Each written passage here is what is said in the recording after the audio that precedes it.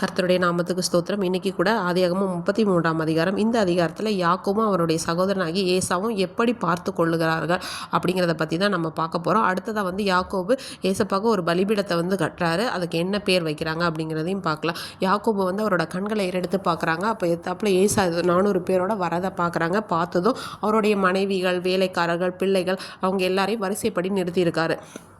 முதலாவது வேலைக்காரிகளையும் அவங்க பிள்ளைகளையும், அடுத்ததாக லேயால் அவருடைய பிள்ளைகள், அடுத்த ராகேல் அவளுடைய பிள்ளைகள் எல்லாத்தையும் நிறுத்திட்டு இவர் வந்து என்ன பண்ணாருன்னா முன்னாடி போய் 7 முறை தர வரைக்கும் குனிஞ்சு அவரை வணங்குறாங்க. உடனே ஏசாவும் எதிர்கொண்டு ஓடி வந்து 2 பேரும் கழுத்தை கட்டி பிடிச்சிட்டு முத்தம் கொடுத்து ரொம்ப அழுகுறாங்க.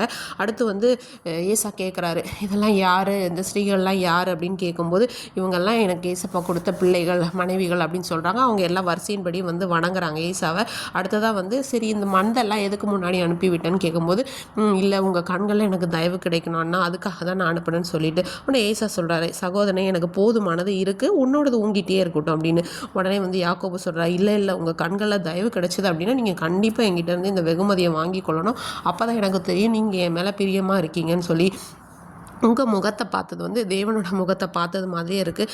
தேவன் எனக்கு அனுக்கிரகம் செஞ்சுருக்கிறார், வேண்டியதெல்லாம் எனக்கு இருக்குது, அதனால் உங்களுக்கு கொண்டு வரப்பட்ட காணிக்கை நீங்கள் கண்டிப்பாக ஏற்றுக்கிட்டு தான் ஆகணும்னு சொல்லி வற்புறுத்துறாரு.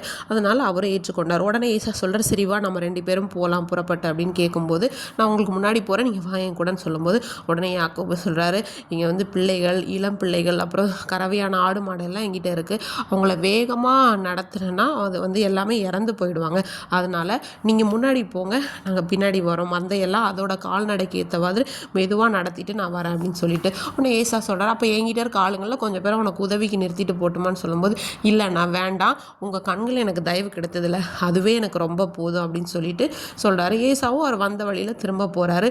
உடனே யாக்கோபு என்ன பண்ணான்னா சுக்கோத் அந்த இடத்துக்காக பிரயாணம் பண்ணி அங்கே ஒரு வீடு கட்டி மிருக ஜீவன்களுக்கு தேவையான கூடாரங்கள்லாம் போட்டுட்டு அதுக்கப்புறமா அங்கே வந்து ஒரு பலிபீடத்தை வந்து கட்டுறாரு. அந்த பலிபீடத்துக்கு வந்து ஏல் எல்லோகே இஸ்ரவேல் அப்படின்னு சொல்லி பேர் வைக்கிறாங்க.